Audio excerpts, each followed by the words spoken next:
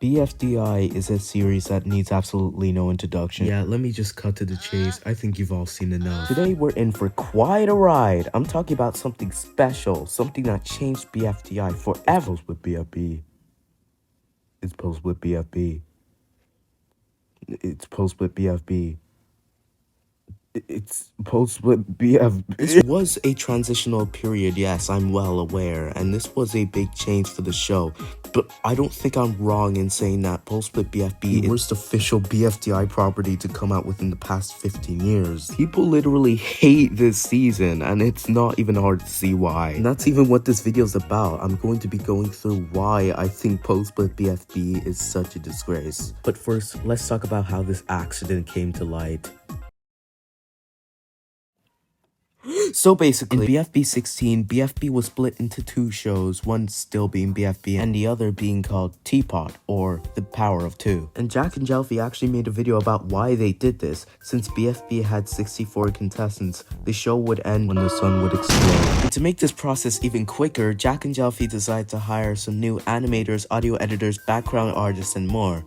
And to be honest, some of the animators were kind of No, seriously, what the hell am I looking at? If this was a fan-made animation on Flip-a-Clip or something, maybe this would be passable, but this is nowhere near acceptable on an official BFDI post. Also, before I talk about BFB 17, I would like to mention that that scene I just talked about, it actually wasn't animated on Flip-a-Clip. A small YouTube account by the name of Anton Object Show posted a video of the Adobe Animate file specifically for this scene. Jack and Jelfie doesn't even hire Flip-a-Clip animators, guys. Stop spreading this information, it's not nice.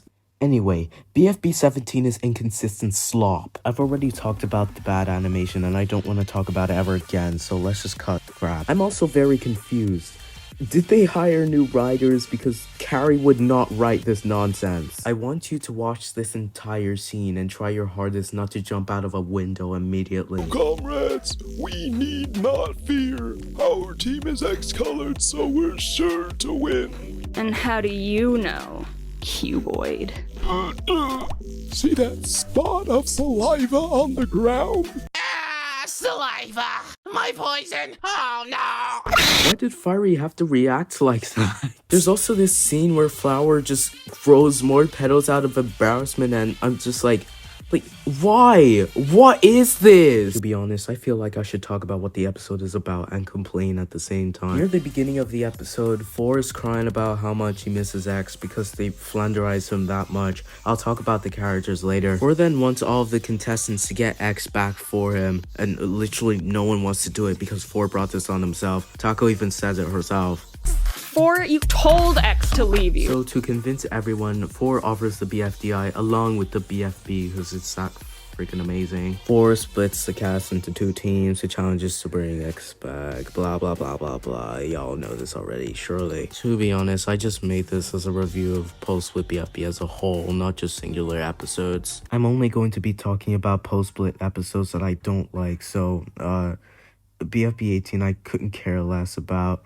BFB 19 is ass, but I hate BFB 20 more, so let's talk about that one. But before I talk about that, I would like to mention that I personally hate Flower's voice in this season. Even compared to pre-split BFB, her voice has become a lot more overbearing. Black hole, you're strong. Open this jar for me. If you don't help me open it, I'll crush you. Oh my goodness, please water me, X. I'm burning on too.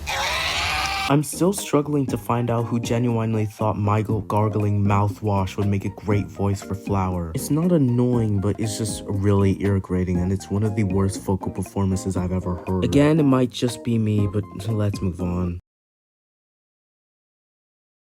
BFB 20 is ass. This is actually the second lowest rated episode on IMDb with a 4.7 rating, so surely there has to be something majorly wrong with it, right? Absolutely! This episode is inexcusably mid. It's bad. It sucks! Let me elaborate. The half-cuts are in a spaceship and Gelatin rips the plastic wrap windows to see what space tastes like, which causes all the air to get sucked out of the ship, and the half-cuts cannot breathe despite all the other times they've been in base. There's also this epic line from Lollipop. Care to give me some air? No straw needed. X just humping the ground goes insane. But basically, my only problem with this episode is that they try many different things to get the sun to cool down when Leafy could have just poured the ice bucket on X from the very beginning. And the challenge usually takes up a big portion of an episode's runtime. So basically, 75% of the episode is filler. The minor problems I have with this episode is X's annoying screaming throughout the episode and 4 and X being reckless with the point system. What if we... Minus. How about Minus. Minus. Minus. Rockets. Minus. Minus. Minus. Minus. The have-costs have minus 90 million points. And the have-nots have minus 95 million points. So, what you're saying is, we all did awesome? The have-nots have minus 100 million points. Also, this was completely unnecessary. Oh, Blocky, darling, it is way further than that. It's almost like they're asking for it. Guys, I have an idea. The sun only shines during the day. We gotta find a way to make it nighttime. See what I mean from earlier? I put a block around all of the Earth. BFB 17 looks better than Lexmas 3. But yeah, I hate BFB 20 just as much as BFB 17. And I'm glad that this was the actual end of post-split being a complete disaster. Aside from BFB 25, yay. Yep.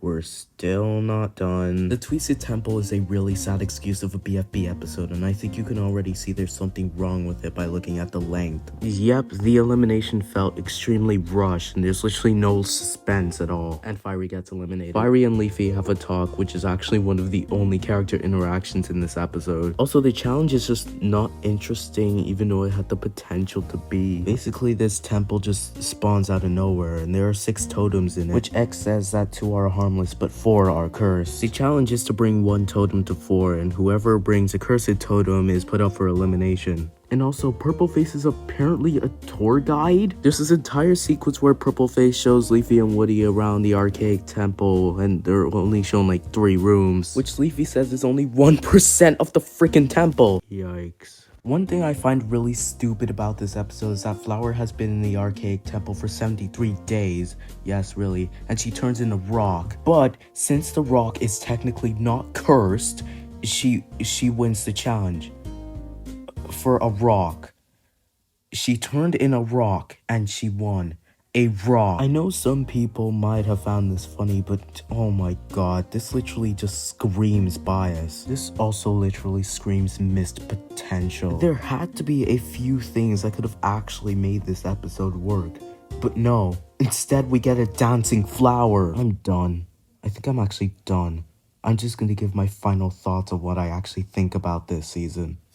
While post-split BFB isn't as bad as some people would describe it to you mostly, it is still an inconsistently sloppy mess, and it's still the worst BFDI season by far. It's actually insane that one season could possibly change this much, and its drop in quality is incredibly jarring. I can't imagine having to watch BFB 14 and then watching 2 more episodes and then watching BFB 17. Like, that's actually insane. This season is where Carrie Huang's writing is at its absolute worst. And only one other writer was hired for post-split, who was Sam Thornberry, who's responsible for the better episodes of post-split. Earlier in this video, I did say I will talk about the characters in post-split, so I'm actually gonna do that now. Some people might not agree, but I personally think that most of the cast is terrible. In pre-split, 4 was seen as this extremely powerful being. In post-split, they've become selfish and are constantly crying. Probably because of how many contestants of theirs left for 2, but I don't care. Lune doesn't need to be here at all, not helping by the fact that he literally gets eliminated in BFB 18. Fiery's stupid, Loser self-centered, I couldn't care less about Leafy or X,